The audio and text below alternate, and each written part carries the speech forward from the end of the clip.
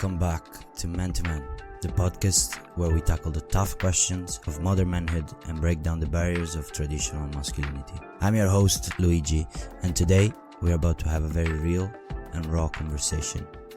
Our topic for this episode is the weight of being a man. We'll talk about social expectation of masculinity, my own personal journey, the danger of toxic masculinity, and how we can redefine strength and masculinity in a healthier way. Alright guys, let's dive right in. We've all heard it before. Be a man. 3 simple words, but what does it traditionally mean to be a man?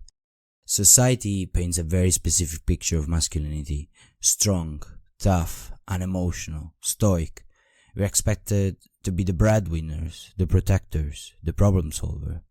From a young age we're told, don't cry, that we need to man up, hide our emotion, and just get on with it.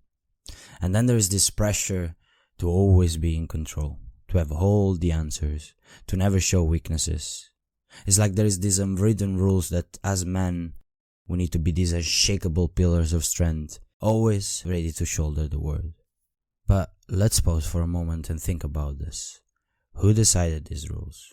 Who decided that to be a man means to suppress our feelings, to carry burdens alone, and to constantly be in control? You see, masculinity in itself isn't the issue here. It's this narrow, one-size-fits-all version of masculinity that society pushes upon us. This idea that there is only one right way to be a man. That's the real problem. It's limiting, it's suffocating, and quite frankly, it's unrealistic. We are all unique individuals with a wide range of emotions, experiences, capabilities. So why should our understanding of masculinity be so boxed in? I believe it's time we challenge this expectation, these stereotypes. It's time we redefine what it means to be a man in a way that celebrates our individuality, our emotional depth, our vulnerability. Because being a man isn't about fitting into some outdated mold. It's about being authentic, being real, being you. So that's the first step. Understanding what be a man traditionally means and recognizing the problems with this narrow definition. Now, my friends, I'd like to take a moment to get a bit personal here. Like many of you, I've had my fair share of wrestling with those social expectations of masculinity. You see, I grew up without a conventional real man figure in my life. Instead, I was surrounded by strong, nurturing women who shaped me into the person I'm today. This woman taught me empathy, kindness, and emotional awareness. This meant I grew up as a sensitive, emotional person, traits that society tends to label as feminine. And you know what? For a long time, I struggled with that. I mean, here I was, a young guy, emotional and sensitive, with the word was telling me that to be a real man, I had to be the exact opposite. So I adapted it. And when I started hanging out with other guys who had a very different approach to masculinity, they were tough, aggressive. I found myself hiding my true nature behind a mask that mirrored theirs. It was a game of pretend. I played the part of the macho man, the cocky guy, so that I could fit in. We ended up in fights, in arguments. It all felt necessary for me to be part of and be accepted. I thought that I had to bury my feminine side to be a real man. Now, as an adult, I'm still working on accepting and embracing that sensitive, emotional side of me. It's not always easy. There are times when I still feel like I'm not manly enough, or that I'm too sensitive. But each day I remind myself that it's okay. It's okay to be a man and be sensitive. It's okay to be a man and show emotion, because these things don't make us less of a man. They make us human. And guys, if you're listening to this and thinking, that sounds like me, then let me tell you, you're not alone. And most importantly, there's nothing wrong with you. The expectations that society puts on us can be overwhelming, but we need to remember that being a man is about so much more than just fitting into this predefined mold. Alright, now that I've given you a bit of glimpse into my journey, let's change the conversation into something that needs to be discussed when talking about masculinity. The concept of toxic masculinity. Now, This isn't about pointing fingers or shaming anyone. Instead, it's about understanding how certain expectation can lead to damaging behaviors and mindsets. You see, when we as men feel pressure to live up to these traditional standards of masculinity, it can impact our mental health. This pressure can sometimes morph into what is known as toxic masculinity, a harmful version of the traditional masculine ideas that expect us to be dominant, suppress our emotion, and avoid showing any sign of weaknesses. This isn't just theoretical stuff, guys. It has real, tangible impacts. Did you know that men are often less likely to seek help for mental health issues? Or that we have higher rates of suicide, substance abuse, and violent behavior? These issues are tied up in no small part to the expectations of toxic masculinity. We are told to man up, suppress our feelings, and deal with problems on our own, and this can lead us down some dangerous path. Now, don't get me wrong, I'm not saying that being masculine is harmful. The harm lies in the extreme, distorted version of masculinity that doesn't allow men to express their emotion or show vulnerability. It's when we're expected to always be strong, to never ask for help, to never show any sign of so-called weakness. That's when it becomes toxic.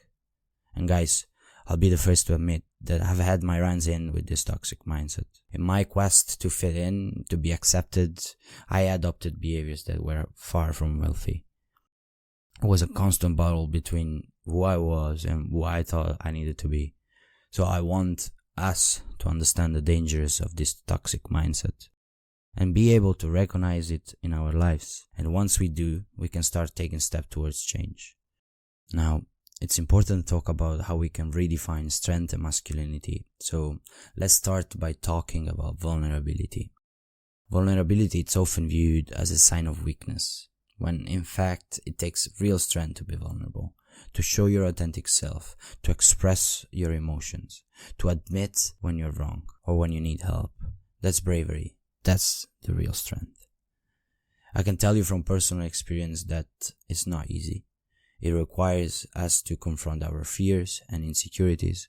It requires us to challenge the norms we've been conditioned to believe. It requires us to break free from the image of the tough man who can handle everything alone. But believe me, once you take the first step towards vulnerability, it's liberating. You feel a sense of freedom, of authenticity that's deeply fulfilling. Remember, it's okay to feel. It's okay to cry.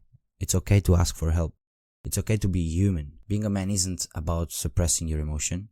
It's about having the strength to express them. And here's the crucial part. Vulnerability doesn't make you less of a man. It makes you a stronger, braver, and more authentic one. It's time we redefine strength. Not as the absence of emotion, but as the courage to express it. In the end, we are all striving for genuine connections, for understanding, for acceptance. And for that to happen, we need to be our authentic selves. So let's start embracing our vulnerability. Let's start being real with ourselves and others. I've been on this journey myself, working to accept my emotional, sensitive side. And I'm here to tell you that it's been one of the most rewarding paths I've taken. And I believe it's time we all start redefining what it means to be a man. So guys, having looked into the mirror, having accepted that there are problems and that there is need to redefine strength and masculinity, the question is, where do we go from here? How do we initiate change? It starts with each one of us. It starts by accepting that it's okay to be sensitive. It's okay to be emotional. It's okay to be vulnerable. It starts by acknowledging that these things don't make us less of a man. In my journey, I had to remind myself daily that it's okay to be who I am, to let go of the mask I was wearing. This process isn't an overnight shift, it's a continuous and conscious commitment to self-acceptance and self-improvement. And let me tell you, it's liberating to be able to show up as yourself. Sometimes we might need professional help to navigate those complex feelings, and that's okay. It's not a sign of weakness either. It's a testament to your strength. Therapist, counselor are all trained to help us navigate these emotions. Opening up conversation around this topic is also vital. Start talking with your friends, family. You would be surprised at how many are feeling the same way, grappling with similar pressures. And it's not just about speaking, it's also about listening. Encourage others to open up, foster an environment of understanding and acceptance. But I want you to take a moment and reflect on the dynamics of your group. Ask yourself, does my group allow for this conversation? Or is the notion of being manly forcing us to hide our true selves? If a dynamic is toxic, challenge the status quo or find a supportive environment. As we wrap up today, remember, the journey towards self-acceptance and embracing our full emotional range is a personal one. It's challenging, but the reward is immense. You're not only improving your life, but you're also setting an example for others around you. And if you're feeling like this message resonates with you, don't hesitate to reach out, whether it's to me, a friend, or a professional counselor. There's strength in seeking help and starting this kind of conversation. And look at your group dynamics. Are they empowering? Are they limiting you in any way? If you find that the environment is toxic, don't be afraid to challenge it or seek a more supportive space. In the end, this is about you and your journey towards becoming a more authentic version of yourself. It's about realizing that being a man is so much more than what social stereotypes have led us to believe. Remember, change starts with us.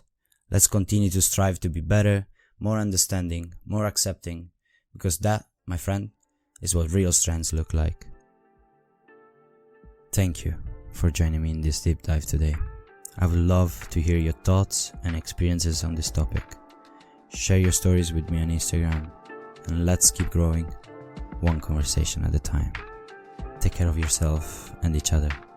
Until next time, this is Luigi. Ciao.